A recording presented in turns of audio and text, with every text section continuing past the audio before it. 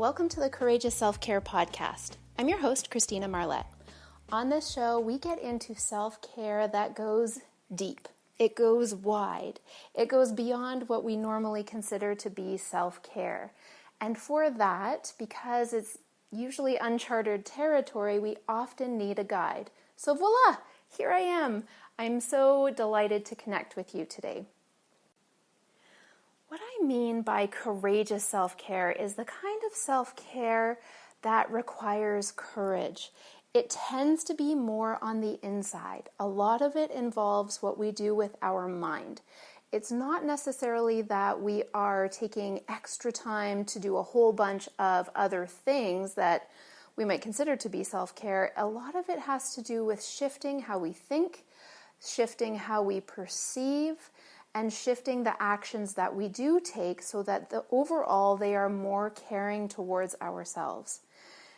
I remember taking a good look at how many things I did for other people. In fact, once I made a list, and it was very gigantic. It had all the things that I felt like I was responsible for just within my family, not in my business, not in my extended family, but just in my pod of 4, and it was over a page long. I cried while I wrote it because it was so heavy, and I thought, this is ridiculous. How can one person possibly manage to keep all of this going and flowing?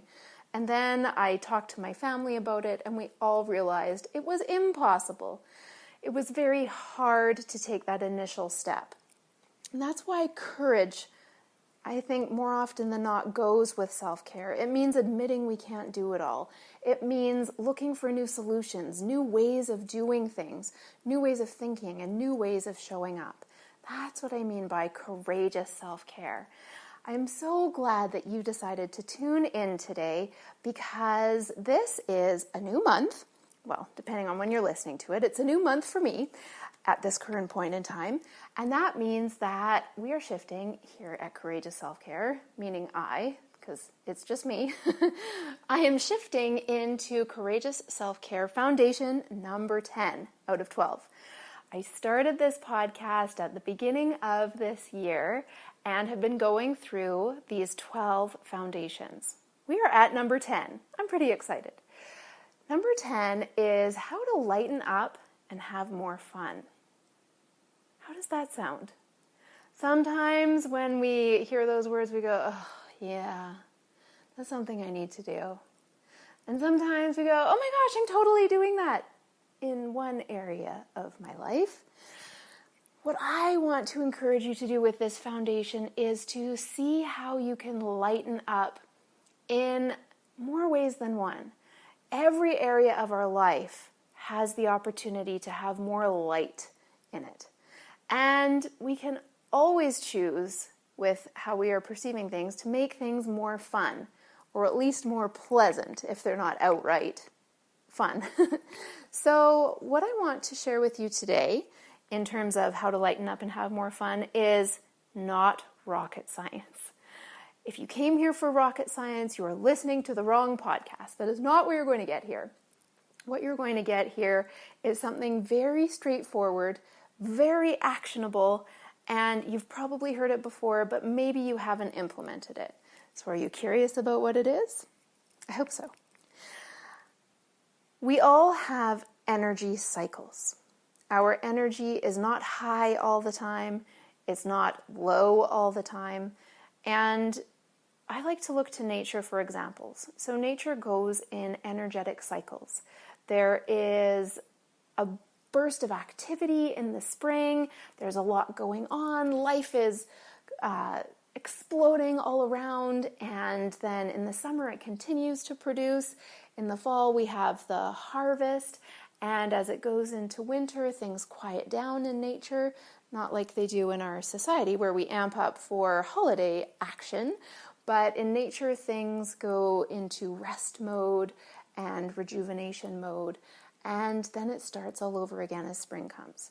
Like I said, not rocket science, but sometimes I feel like human beings forget that we're part of nature and we expect to be high energy all the time, or if we get into a slump, then we just think, oh, then this is how it is. It's going to be like this forever.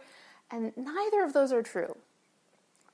When I initially learned to identify and be okay with energetic cycles, it was a significant transformation for me, because I am someone who used to put a lot of pressure on myself to be up and positive and enthusiastic and high energy most, if not all of the time.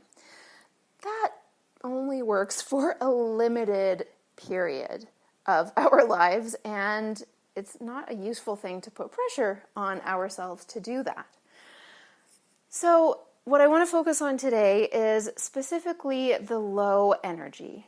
It's okay to have low energy. It is okay to rest. It is okay to admit that we want to stop being busy for a little while. Rest is so valuable.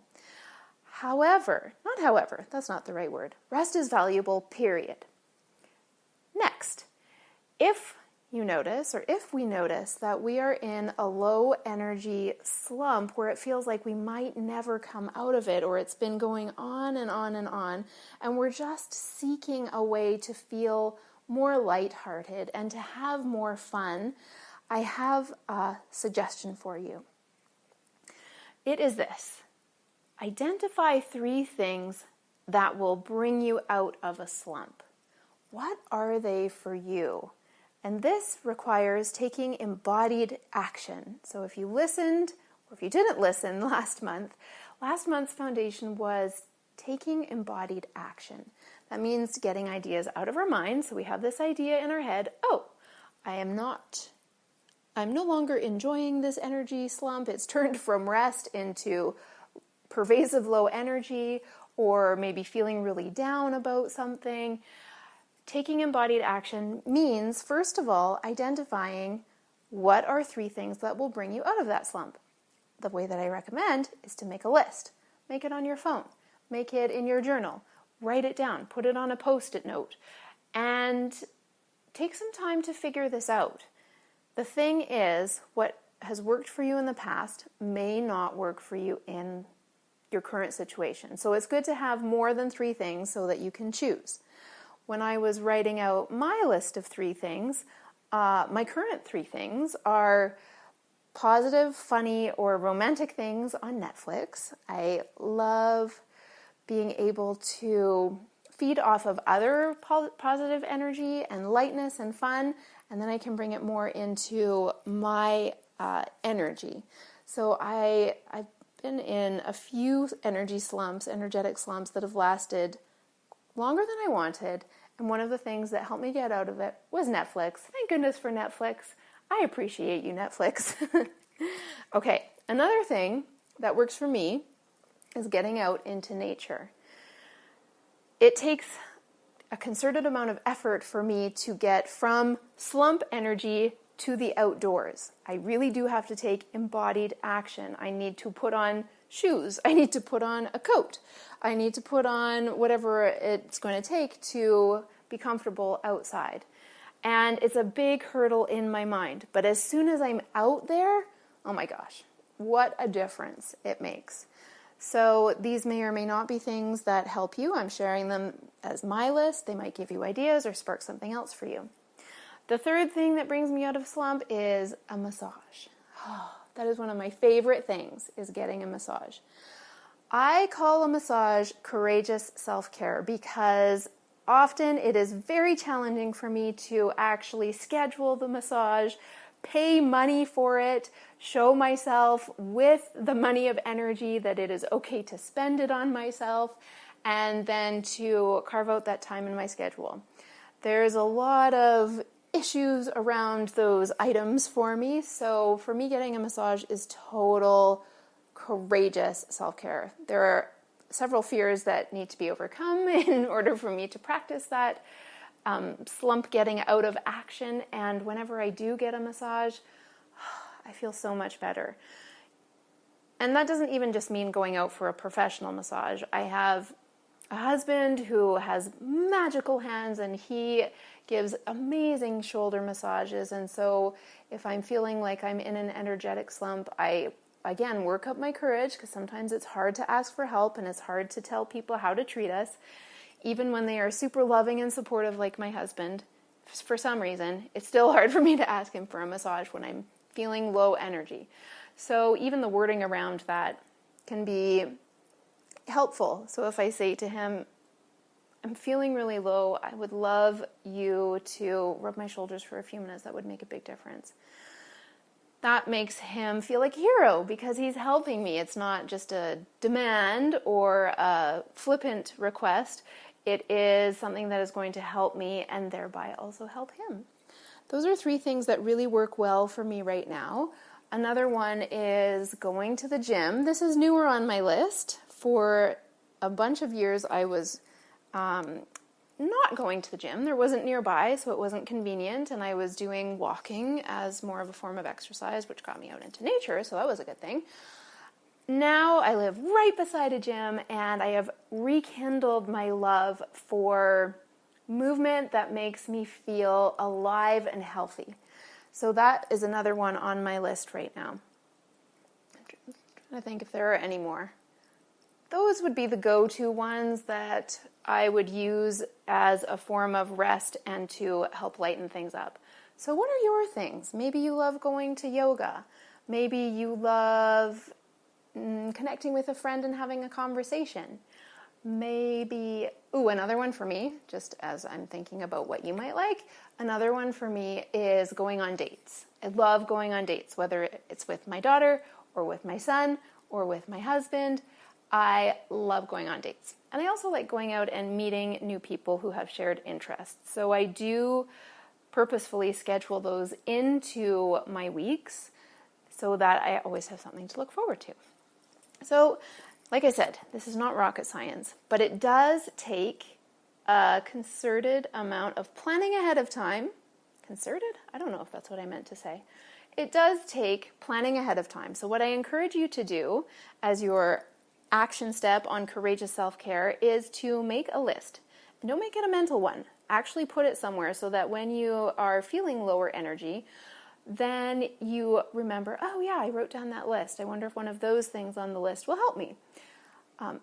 Here's another suggestion. Maybe a hot bath would be nice for you. Some people love baths, some people don't. I'm more of a shower person, but sometimes I do like a bath. Okay, so that is what I wanted to share with you today. That is one way to lighten up and have more fun. I hope that was helpful for you, and I'm really looking forward to sharing more specific action strategies with you on how to lighten up and have more fun. I've got some good ones in my back pocket that have worked for me over the years as I've learned them and implemented them, so I look forward to sharing them with you. If you found this helpful or enjoyable, let me know. You can give this podcast a like or a heart or whatever the thumbs up thing is on your platform that you're listening to. You could share it with a friend. You could leave a comment or ask a question. Those are always welcome. And I wanted to share with you that you can listen to this podcast on a bunch of different platforms. It's on iTunes, it's on iHeartRadio, Spotify, and I just started recently putting it on my Courageous Self-Care YouTube channel. So it's not a video, but you can listen to it there. I think that's everything. Oh no, I always like sharing a gift with you. So what I wanted to share with you today is getting curious and inquisitive about more aspects of courageous self-care. One of the core foundations of courage, or core values of courageous self-care, is curiosity. I used to be super curious. I didn't ever ask people how come or why or get into things, but since I've started doing that, it makes a gigantic difference in the quality of my life, actually. And when we get curious about how we can improve things, it is so much better than being hard on ourselves. Curiosity is a wonderful energy. So if you are feeling like you want to cultivate more curiosity around courageous self-care, go ahead and take the quiz. It is at selfcarequiz.com. And when you go there, you will find a number of questions that will reveal your self-care style. There are 4 different styles of self-care, and it's fun to learn which one you are. It will show you if you're on the right track. It will show you if there are some things you can improve on. Plus, embedded in the quiz are hints and clues about what courageous self-care actually looks like. I invite you to take that if you're curious. Thank you very much for listening. I certainly look forward to connecting with you again next time. Bye-bye for now.